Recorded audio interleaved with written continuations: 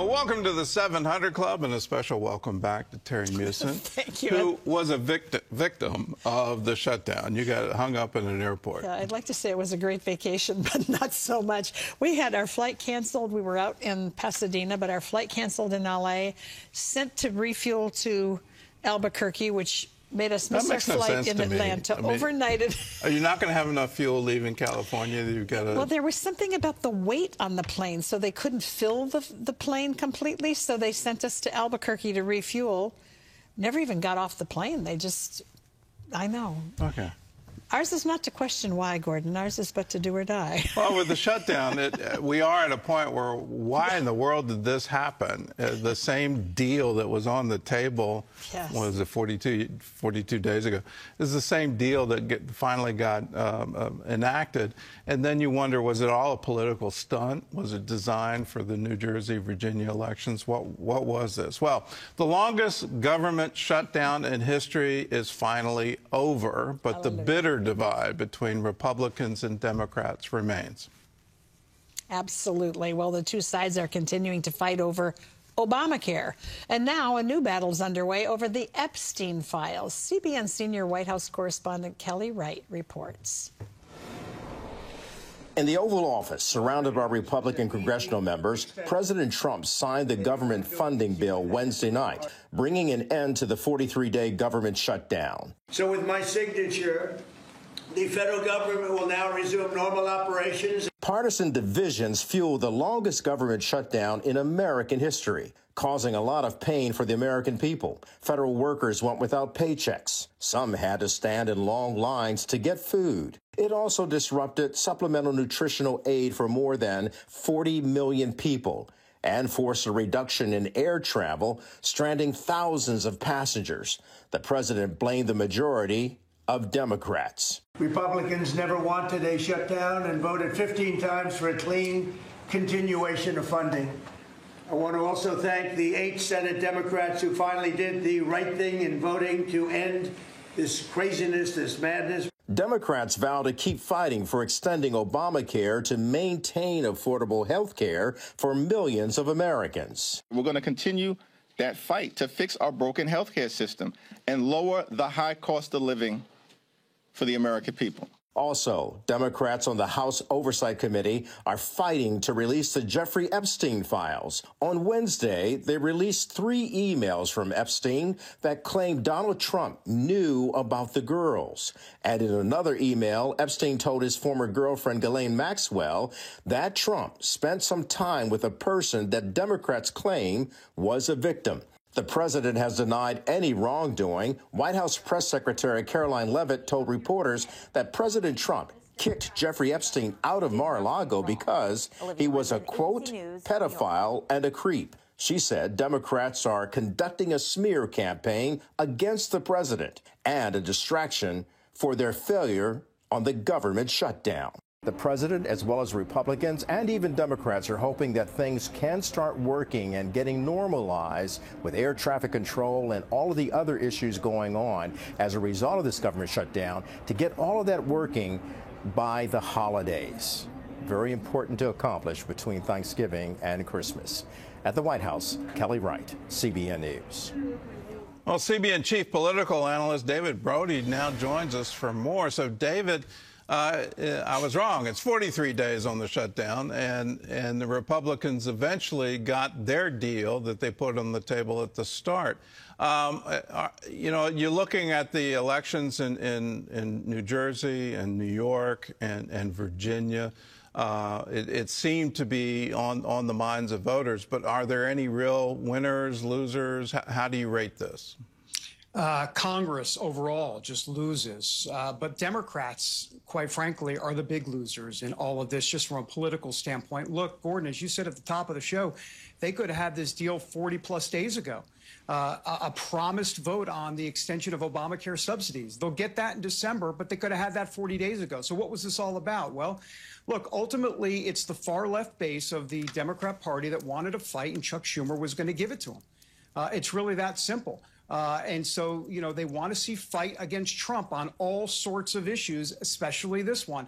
But at some point, it just got too problematic for Democrats. I mean, they were trying to extend Obamacare subsidies for 22 million people, but 42+ million people were not getting their SNAP benefits, and it just wasn't becoming a good situation. Look, I think ultimately here was the problem for Democrats. You had Chuck Schumer and Hakeem Jeffries, the House Minority Leader there, both thinking that Trump was going to go off script and basically throw John Thune and Mike Johnson, the two leaders in the House and the Senate, under the bus and negotiate some sort of deal. I mean, Trump has been known to go off script. Well, President Trump did not do that this time. The Republicans stood together. Trump stood with Thune and Johnson, and Hakeem Jeffries and Schumer never got what they wanted, and that is exactly what happened. And so Democrats ended up losing politically. Well, I've got to go back to Virginia and New York and New Jersey and those elections. It seemed, at least from my vantage point with the Virginia race, it wasn't really about any of the candidates in the race. It was all about Trump. Am I missing the mark on that, or is there another analysis? Well, I think it was partly about Trump, but I think there was more to it. I think it means it shows that candidates matter. You know, we talk about that a lot of times. And look, Abigail Spanberger, say what you want about her, but she was more to the center left, if you will. She wasn't considered a far left candidate like an AOC. And of course, same thing with Mikey Sherrill in New Jersey. So I think the candidate matters. And I think that was part of the lesson that Democrats should learn from that night. I don't think they will. But did it really have much to do with the shutdown? To a degree. I mean, I think they wanted to get through those elections, but I think ultimately what ended up happening here is there were too many residual problems coming from all of this. Everything from SNAP benefits to the FAA issues, air traffic controller, and WIC, and you know the Women and Infant and Children program. So I think ultimately they just didn't have anywhere to go. And for once, Republicans stood firm, and they don't normally expect that on the Democrat side for sure. Well, I've got to ask, didn't the Democrats know this 43 days ago? I mean, if you're going to put the entire government at risk, aren't you realizing that you're putting everything at risk, and you're putting even paying your military at risk? It just doesn't seem to make any sense that they would draw this line in the sand and say, unless we get this, we're not going to open the government. They would have to realize the cascading effect of it. Well, they're used to the Republicans caving. Oh. They really are. And I think that's the bottom line on it. And let's also don't forget the No Kings rally when across the country. They wanted to show a unified front for those No Kings rallies because that's their base. And they feel like they'll eventually get residual benefit from that if they show that they're standing firm. The problem is, Gordon, it backfired on them because now the narrative is, and it's true, that they caved. And so the far left base that they were trying to, quote, impress has now turned on them and said, you caved, and we're angry at you more now than ever. Well, is the biggest loser here Chuck Schumer? Yeah, there's no doubt about that. Because, you know, it's interesting because Chuck Schumer voted no. You know, he didn't vote with those 8 Democrats in the Senate to end the shutdown. So you would think on paper, well, Chuck Schumer said no. He stood up to President Trump. No, the problem is the far left base is still angry with him. Why? Because he's the leader of the Democrats. If he wanted to stop those 8 Democrats from negotiating with the Republicans, he could have done it. He's decided to kind of basically do a wink, wink, knock yourself out. I'm not going to be a part of this, but you go ahead and do what you need to do. And the far left base didn't like that at all. I assume he's going to be challenged in the primary. Is that the common wisdom here? And it'll be AOC. And what's your prediction? Is he going to survive it? I think it'll be definitely AOC versus Chuck Schumer, if it even happens. Remember, he's up in not 2026, but 2028. He has not said whether or not he's going to run again. I think he's in his mid-70s. I'll have to double-check that as he's 78. He's up there. And so there could be a push at some point to basically say to Chuck Schumer, hey, look, the writing's on the wall. You're not going to have any chance in this primary, so you might as well hang it up, and we'll give you a nice retirement party and a birthday cake, and I think, or some sort of cake. And I think that might be what ends up happening. But if he does run, I can guarantee you pretty much it's going to be an AOC-type candidate, but most likely AOC. We've got Nancy Pelosi retiring. We've got Schumer on the edge. Who is going to be the leader going forward for the Democrats, and particularly in view of 2028? Well, I got to tell you, Gordon, first of all, it all depends. First of all, from a presidential election standpoint, there's going to be obviously candidates that will announce in the next year or in a year or so. And of course, you've got Gavin Newsom, and you've got some other candidates out there. Wes Moore in Maryland might be someone that looks at running. You got others. But ultimately, you know, the AOC, that person, AOC, is very interesting to watch, because I remember President Trump telling me privately in the West Wing, that was about 3 or 4 years, actually it was about 6 years ago, when he was at the end of his first term. And he told me that she has the it factor, and she does. And, you know, President Trump knows something about the it factor. So even though she's far left and, you know, a lot of people would think her policies are kind of kooky, she does have something about her. Even President Trump will admit that. So watch for that to be an interesting storyline going forward. All right, David, thanks for the analysis, and thanks for joining with us.